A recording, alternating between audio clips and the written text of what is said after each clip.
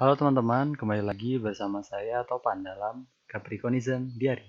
Jadi pada kesempatan kali ini aku mohon maaf dulu terkait dengan terlambatnya atau lamanya aku membuat video. Jadi video ini sebenarnya aku buat kemarin 30 menitan, cuman laptop aku nggak kuat. Jadi aku bagi video kali ini jadi dua sesi. Aku rekam ulang jadi buat dua sesi. Yang sesi pertama itu ya udah inilah. Oke, kita langsung masuk aja ya, biar nggak screen. Oke. Eh, di penda- Kita akan bahas terkait dengan pendalaman mission. Nah, di bagian dalam mission itu kita bagi jadi tiga, yaitu pertama HMI sebagai organisasi mahasiswa, yang kedua HMI sebagai organisasi pengkaderan, dan HMI sebagai organisasi perjuangan. Oke, masuk ke materi yang pertama, HMI sebagai organisasi mahasiswa. Sebagai organisasi mahasiswa, HMI dituntut untuk menjadi individu yang cerdas, yaitu akademis, insan akademis dengan ciri ilmiah, kritis, dan analitis, rasional, objektif, serta sistematis. Maksudnya gimana sih? Oke, kita langsung masuk aja. Ilmiah.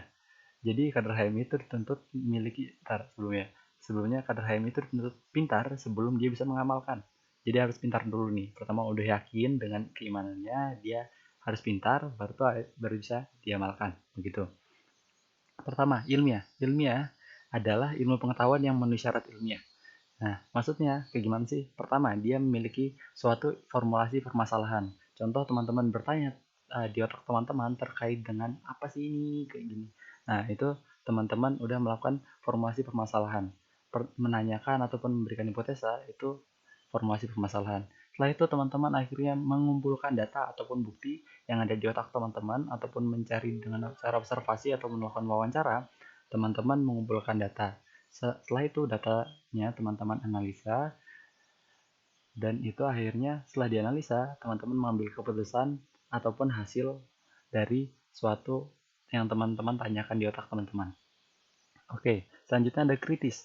Kritis adalah berpikir secara mendalam dan tidak lekas percaya. Teman-teman biasanya saat dihadapkan dengan suatu pernyataan tidak boleh langsung ya reaksioner, tetapi teman-teman harus memahami terlebih dahulu konteksnya dan mencapai dasar dari apa itu yang dimaksud. Nah, itu adalah kritis. Selanjutnya ada analitis, adalah bentuk penguraian dari suatu keseluruhan menjadi beberapa bagian untuk dianalisa. Yang dimana maksudnya saat misalnya ada fenomena ataupun suatu definisi, teman-teman harus bagi dulu nih beberapa aspek. Jadi ya, teman-teman bisa analisa dengan lebih mudah. Begitu. Selanjutnya ada rasional, yaitu di mana teman-teman dituntut untuk memiliki pemikiran dan pertimbangan yang logis.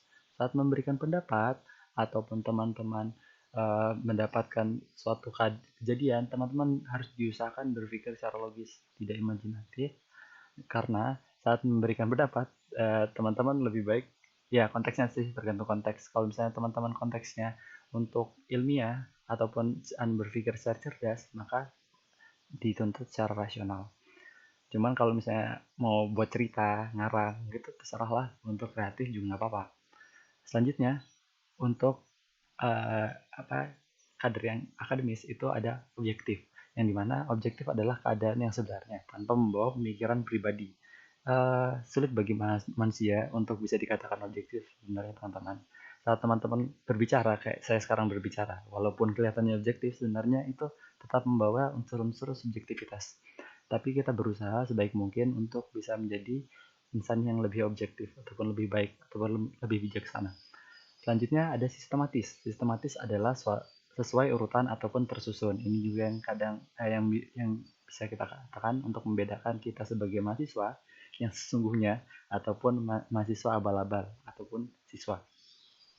Nah, itu yang membedakan. Sistematis, ada ukurannya. Saat kita ngomongannya tersusun, nggak amburadul gitu. Tiba-tiba ngomong A, ngomong B, ngomong A, ngomong C, ngomong Z. Kan aneh kan? Dia harus tersusun A, B, C, D, E, F, G gitu. Oke, selanjutnya ada kita masuk ke pedoman pengkaderan. Apa sih pedoman pengkaderan? Ini HMI sebagai organisasi pengkaderan. Nah, apa sih pedoman pengkaderan itu? Pedoman pengkaderan adalah sebuah panduan teman-teman untuk mewujudkan cita-cita HMI. Sehingga pengkaderan harus diorientasikan kepada rekayasa pembentukan kader yang memiliki karakter, nilai, dan kemampuan untuk transformasi kepribadian kepemimpinan yang kafah, intelek, dan profesional. Nah, udah paham kan? Pedoman pengkaderan adalah sebuah panduan. untuk mencapai cita-cita HMI. Nah, di situ maka kita perlu membentuk individu yang ada di komisariat untuk memiliki karakter, nilai, dan kemampuan yang nanti wujudnya harus ditransformasikan menjadi outputnya sebagai individu yang kafah, intelek, dan profesional dalam menjalankan tugasnya. Begitu. Oke, di dalam pedoman pengkaderan yang pertama ada landasan pengkaderan. Landasan pengkaderan itu dibagi menjadi 4. Jadi landasan-landasan kenapa terkait dengan pedoman pengkaderan itu diambil dari mana sih? Pertama ada landasan kepercayaan ataupun teologis. Di sini teman-teman udah tahu kan Tuhan kita siapa? Yaitu Allah Subhanahu wa taala. Yang wujudnya kita melakukan syahadat asyhadu alla ilaha illallah asyhadu anna muhammadar rasulullah. Itu wujud janji kita dan kepercayaan kita. Selanjutnya ada landasan ideologis yang dimana ideologinya HMI adalah Islam. Yang itu wujud-wujudnya ada di nilai dasar perjuangan DP. Selanjutnya ada landasan sosiohistoris. Landasan sosiohistoris bisa kita cari itu di SPI, Sejarah Peradaban Islam, dan juga teman-teman juga bisa cari di sejarah pembentukan HMI sampai sekarang nih. Dan yang terakhir ada landasan konstitusi. Landasan konstitusi adalah landasan hukum atau aturan main yang ada di HMI.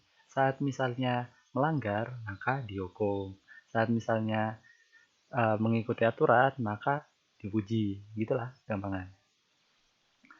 Oke, selanjutnya ada prinsip pengkaderan. Prinsip pengkaderan sendiri itu dibagi menjadi 6 bentuknya. Pertama, harus integratif, yang dimana integral saat memberikan menyeluruh semuanya, semua aspek. Jadi nggak boleh satu aspek saat memberikan pengkaderan. Jadi prinsip kita harus integral, nggak boleh memberikannya setengah-setengah. Gitu ya. Oke, lanjut yang kedua adalah keseimbangan. Keseimbangan yang dimana di sini adalah bukan hanya saat di komisariat hanya memberikan materi-materi kajian aja, tetapi juga perlu diseimbangkan dengan kegiatan fisik agar teman-teman tetap sehat. Psikisnya juga harus tetap dijaga. Apalagi zaman corona ini ya. Selanjutnya ada persamaan, yang dimana ini distribusi informasi. Teman-teman harus mendistribusikan informasi yang sama kepada individu kader. Tidak hanya kader-kader yang aktif kok, tapi kader-kader yang tidak aktif. Entah nanti kadernya datang atau enggak, itu terserah hak prerogatifnya mereka untuk datang atau enggak. Kita udah memberikan kewajiban kita yaitu memberikan informasinya. Begitu. Selanjutnya ada prinsip kasih sayang. Yang dimana prinsip kasih sayang ini udah jelas, teman-teman harus memberikan kasih sayang kepada adik-adiknya. Yang disitu nanti membuat ikatan emosional antara anggota HMI itu jadi semakin kuat, sehingga teman-teman paham sendiri bahwasannya HMI itu lebih teman lebih dari saudara itu. Jadi karena wujud kasih sayangnya. Selanjutnya ada wujud keteladanan, yang dimana kita memberikan teladan saat kita bergerak ataupun memberikan perilaku di masyarakat ataupun di HMI, itu kita memberikan teladan yang baik sehingga wujud citra HMI bisa lebih baik. Dan terakhir ada wujud ketaatan, samina wa ta'na. Saat kita diberikan perintah, kita harus mematuhinya. Begitu teman-teman. Tapi kita harus pertimbangkan dulu juga, ada pertimbangannya. Yaitu saat misalnya ini baik, maka dilaksanakan. Saat misalnya buruk, ya tanyakan kenapa harus dilakukan. Dan juga kalau misalnya buruk banget ataupun gak jelas, ya udah tinggalkan. Begitu teman-teman. Selanjutnya, oke, ada kepribadian kader. Kepribadian kader itu dibagi menjadi 3. Pertama, kita harus memiliki iman, sehingga terciptanya individu yang kafah. Baru itu setelah itu kita bisa mencari ilmu pengetahuan yang di situ akhirnya kita menjadi pintar dan kita bisa mengamalkannya secara profesional. Itulah kepribadian kader yang diinginkan oleh HMI. Oke, selanjutnya ada ruang lingkup pengkaderan. Ruang lingkup pengkaderan itu dibagi menjadi 3. Pertama, teman-teman bisa cari di LK1, LK2, dan LK3, yaitu di situ teman-teman dibentuk integritas watak dan kepribadiannya secara menyeluruh. Ya, watak dan kepribadiannya dibentuk secara menyeluruh, tidak hanya satu aspek tapi semua aspek. Selanjutnya ada pengembangan kualitas ilmu pengetahuan, yang ini biasanya dilaksanakan di komisariat, sama halnya juga di pengembangan kualitas keahlian. Cuman bedanya saat ilmu pengetahuan ini soft skill. Kebanyakan sifat-sifatnya soft skill, dan kalau misalnya kualitas keahlian itu hard skill-nya. Begitu teman-teman. Oke, itu ruang lingkup. Dan selanjutnya ada pola pengkaderan. Pola pengkaderan sendiri dibagi menjadi 3, yaitu pertama pengenalan, baru yang kedua pembentukan dan pengembangan, dan ketiga pengabdian. Kita langsung masuk aja karena waktunya terbatas. Ya, untuk pengenalan sendiri, pengenalan HMI itu dimulai bukan hanya saat ada mahasiswa baru, tetapi rupanya kita harus mengenalkan HMI itu sejak dini. Sejak dia masih SD, SMP, SMA, semua lapisan masyarakat kita harus kenalkan HMI, yang dimana nanti outputnya itu memberikan citra mengenalkan, oh gampangannya HMI itu seperti ini loh. Nah, saat misalnya dia masuk ke jenjang perkuliahan, dia tidak terbata-bata lagi ngelihat organisasi-organisasi mahasiswa itu wujudnya kayak gimana. Salah satunya HMI ya. Nah, jadi ada wujud 3 pengenalannya. Pertama di pendidikan, yaitu SD, SMP, SMA. Baru itu di kedua aktivitas sosial, dan ketiga perguruan tinggi wujud pengenalannya. Dimana kalau di aktivitas sosial ini kita membantu di masyarakat, mengadakan eh, donasi ataupun apa, bantuan. Nah, itu aktivitas sosial, demonstrasi ataupun unjuk rasa itu juga bisa dilakukan.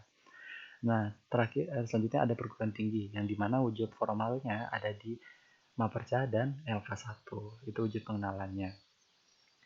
Nah, selanjutnya ada pembentukan dan pengembangan, yang dimana ada 2 bentuknya, yaitu pengkaderan formal dan pengkaderan informal. Pengkaderan formal dulu kita masuk ya. Pengkaderan formal itu adalah pengkaderan yang sistematis, terukur, dan gradual, yang dimana wujudnya teman-teman bisa lihat tuh, dia memiliki sistem yang mengatur lapisan siapa aja, orang-orang yang mengelola. Contoh ada panitia, ada SC, baru itu ada tim master, ada peserta forum. Nah, gitu. Itu sistematis dan ada urutannya, materi-materinya ada urutannya, ada ukurannya, ada penilaiannya, dan juga ada grade-nya. Ya, pengkaderan formal di sini itu ada 3 wujudnya, training formal, training non formal, sama training lainnya. Yaitu ada, kalau misalnya training formal tuh hanya cuma 3, LK1, LK2, LK3. Training non formal itu TOT, TMT, dan TI ataupun training instruktur NDP, itu training non formal di HMI. Dan terakhir ada training lainnya, LKK, kursus manajemen KMO, itu termasuk training lainnya. Ada dan lain-lain juga. Misalnya dibutuhkan penambahan terkait dengan training lainnya yang sifatnya bakat dan minat, itu teman-teman bisa dapatkan di training lainnya, di pengkaderan formal. Oke, selanjutnya ada pengkaderan informal. Pengkaderan informal sendiri adalah pengkaderan yang lebih fleksibel, tetapi tetap terukur. Nah, jadi perlu diingat tetap terukur ya.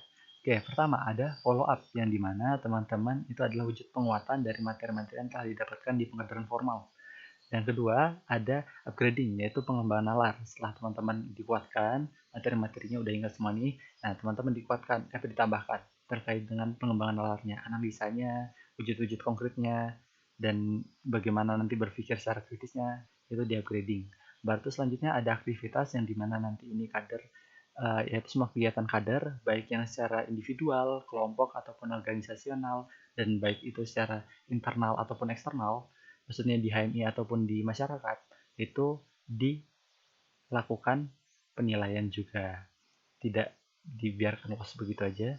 Jadi akhirnya kita bisa mengetahui evaluasi-evaluasi yang ada di komisariat. Selanjutnya ada wujud promosi. Promosi adalah distribusi kader, yang dimana maksudnya melakukan pencitraan di luar HMI, mendistribusikan anggota-anggotanya sehingga bisa menjadi public figure di tempat-tempat tertentu atau lingkungannya, yang itu baru dikatakan promosi. Dan selanjutnya ada coaching, pendampingan, wujud pengkaderan informal. Coaching sendiri itu dilakukan baik secara personal maupun kelompok-kelompok kecil, yang ini maksudnya untuk dilakukan untuk mendapatkan spesifikasi terkait dengan materi-materi tertentu ataupun kesesuaian dengan minat-minat yang sudah di mapping oleh para pengurus terkait dengan anggotanya yang ada di komisariat. Selanjutnya ada pembentukan iklim, di mana ini wujudnya integral juga teman-teman. Jadi tidak hanya pengurus, tapi juga seluruh anggota komisariat itu memiliki tugas untuk membentuk iklim yang baik di komisariat, sehingga pengkaderan itu bisa berjalan baik dan lurus. Terakhir ada dan lain-lain, yang dimana ini teman-teman diberikan kebebasan terkait dengan mau menambahkan wujud pengkaderan informal yang dibutuhkan di komisariat sesuai dengan kulturnya masing-masing. Kurang lebihnya mohon maaf. Assalamualaikum warahmatullahi wabarakatuh. Bye bye.